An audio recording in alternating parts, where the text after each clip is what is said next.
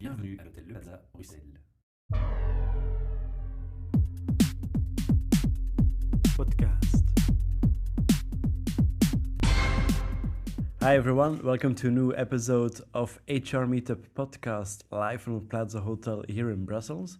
Now we have two guests in front of the mic and we'll be talking in English for today, but I'll let them introduce themselves.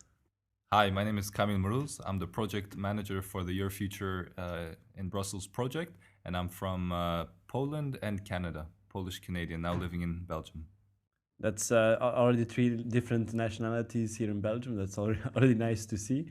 And we have, of course, another guest. I don't know if she's going to participate in the... Sure, now I can introduce myself in English. So my name is Magali Poublon. I'm half French, half Belgian. And I speak three languages. I work in HR and for the association, so GCI, we'll discuss that later. I'm the communication co-director. Now, we're here to talk about what today? So we're here today. Yeah, sure. I'll maybe kick that off. We're here to talk about the Your Future in Brussels project. Okay. This is a project that started in 2012 from JCI. JCI, for those who don't know, the listeners who may be asking, what does that abbreviation stand for? It's the Junior Chamber International. It's a volunteer project, volunteer organization, whereby project managers and professionals come together to do volunteer work, basically, to create positive change in their communities. So myself and Magali are members of that organization. And last year, we decided to organize a project based on that mission statement to create positive change in our community. And we decided to start this project, which was to help young people find a job. As you all know, there's around 5.5 million young people right now in Europe who are looking for a job, and they're really having a hard time. You know, sometimes they can feel like the world is on their shoulders. They're applying to jobs, but never getting any results. And I myself was somebody like that a few years ago. So I know that road and I know that difficult story all too well. So discussing these social economic needs of young people right now within our project, within our boards, we decided to launch this project. Basically a project that brings together those young people who are currently looking for a job with the right professionals, HR professionals, senior level managers, high level speakers within our personal professional networks, and bring them together in order to give them mentorship, to give them direction, to give them advice that can help them break this youth unemployment cycle. Because, you know, I think as professionals, we have that value add for them. And how does it work practically? So I'm, for example, a youngster. Sure. I'm 22 years old. I have a degree in, let's say, economics. Mm-hmm. I can't find a job, so I can just go to you guys, or you guys do different events, or how does it work from the start? That's right. So if you're that type of recent graduate and you're having a difficulty finding a job, you should come to one of our projects. It's an event, basically, the Your Future in Brussels event. It happens every 4 months, whereby we bring together, we invite these recent grads, unemployed youth, stagiaires who are having a difficult time, together with the people that I described, the HR professionals, senior level managers, people who can give them this mentorship. And what's really interesting about this project, this event, it really has three core sub-components of the event. The first component being a high-level inspirational panel. This panel brings together very high-level people. You know, we had the Canadian ambassador, we had a vice president of a company, vice president of a European institution, give the young participants inspiration. Why? Because we found profiles of people that were once in a very difficult position in their lives, but over time and through their lessons learned, have been able to overcome those challenges and now get to this high level position. And it becomes a really interesting, inspirational environment when you have senior level managers in a room with young people who are sometimes doubting their own, self-struggle. They're doubting their capabilities because just of the socioeconomic context. They need sometimes a pick-me-upper. And this inspirational panel does just that. It does remind me a bit of the Yes We Can, of course, from Barack Obama, that also motivates a lot of people, and you can see it on postcards too, of course, the famous Yes We Can. But in this case, it's more individual towards the youngsters, or because, you know, like I said in the example, so I come to your event. There are a lot of HR managers present, senior managers, there are inspirational speakers. Do I need to look at it as people coming by with different job openings, connecting with people looking for a job, or I see it more as a guidance of the youngster in like, okay, your curriculum vitae, we should arrange it like that. And you get another tip from an HR manager who says, okay, it's practical to also put in hobbies, for example.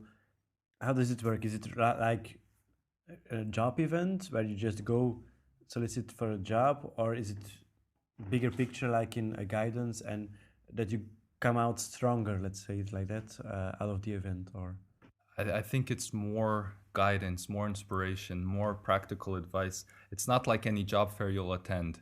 It's purely driven by volunteers. Every single person that comes, the speakers, the HR professionals, the people who are on the networking floor, who are actually junior level ambassadors, what we call them, because during the event, we have the inspirational panel, which is one component.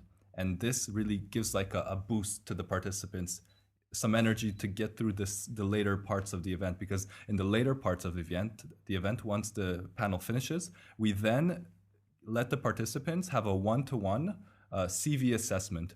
So we invite these HR professionals and we link them with graduates of a specific sector that they represent. For example, coming back to the economics student, let's say he wants to get a job in marketing or sales. We invite somebody from our professional network who's hiring in sales and marketing, and we send the CV of that economics student a week before to that HR professional so they can actually review it very openly, very honestly, because there's no actual job on the line.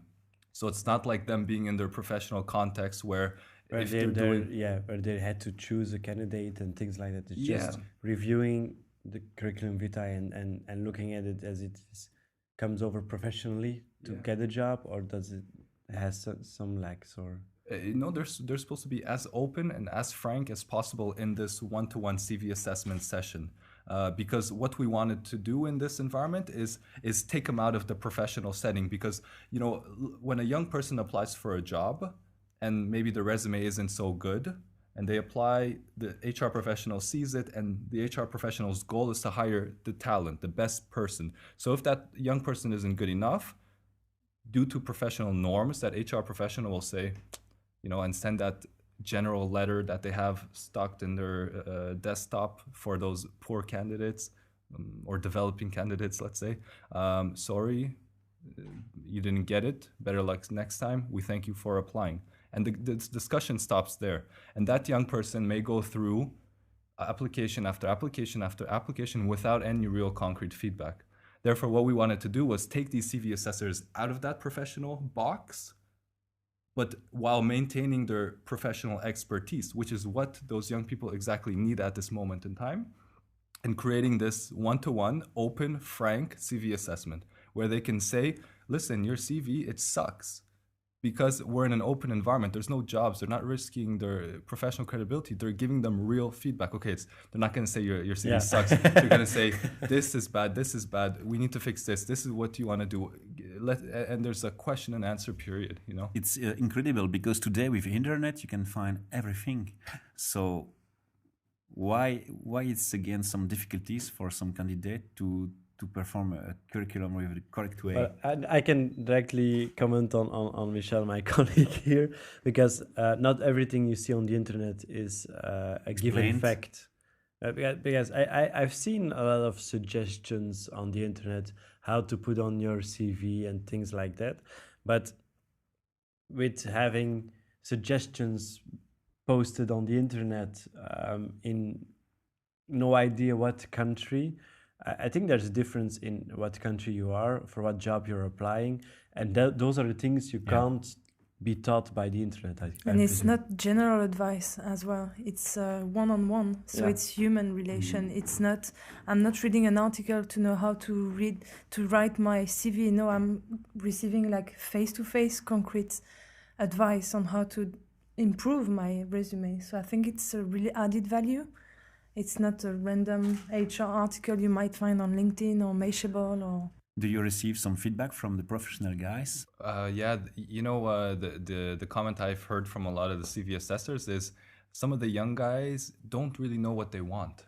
And their CV is just all over the place. And from a recruitment standpoint, people are looking for a particular profile going in a specific direction. And a lot of these guys don't know what that direction is yet. So when they sit down at the CV assessment, it's not only about assessing the CV and adding some points and constructive criticism, but in fact, it becomes, like Magali said, a very interactive experience, an engaging experience where the recruitment is now just volunteering. They're mentoring that young person within that 20-minute span. To see where he want to go, does he want to go exactly with his CV. Yeah. Where they want to go, what are their career aspirations, where are they good at, what have they experienced, and then they can start the assessment of the CV once they have certain concrete directions carved out. So it's a really special So the first experience. difficulty is to explain correctly in the paper what I want to do. Yeah. Mm-hmm. And after then, which kind of errors? Well, I don't think putting up a photo from last night's party will help on the CV too. I don't think so either. Well, I don't think that happens a lot, of course. Yeah. Now, you talked about that it's divided in different core petitions. So we had the inspirational speakers, we have the CV assessments. What other petitions are there to experience on the event? Sure. And then the third and final component is something that we call another level of mentorship, but it's really a one-to-one mentorship on the networking floor. We call it micro-mentorship, whereby we invite junior level professionals, so people with 1 to 3 years of experience that are very proactive, are very social, very engaging in terms of just meeting new people. And we bring them on board to be in the networking area with a very visible tag, a very visible label on their jacket in order for the participants to identify them and be able to speak with them. And we create this really micro-mentorship platform whereby the junior professionals give the most relevant advice to the people who are unemployed. Because they've just experienced the same thing and they Exactly. just launched themselves, so it's still fresh. You got it right on. Very simple concept. Just make the correct platform, make the right human connection, and make sure that the spirit of volunteering and helping and mentoring is there, and you can create this wonderful experience, this wonderful project.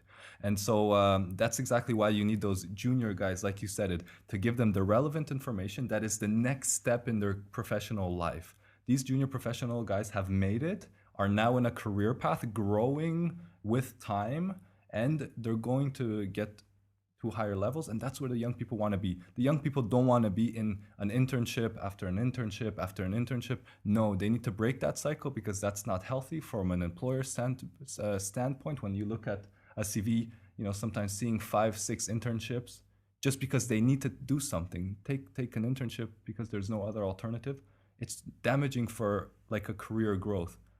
You guys probably know, as already having experience the perspective of HR professionals, you want to see on a CV of a young person years of experience, let's say 2-3 years of experience in a particular field, in order for that person to get then a manager position or a more senior position.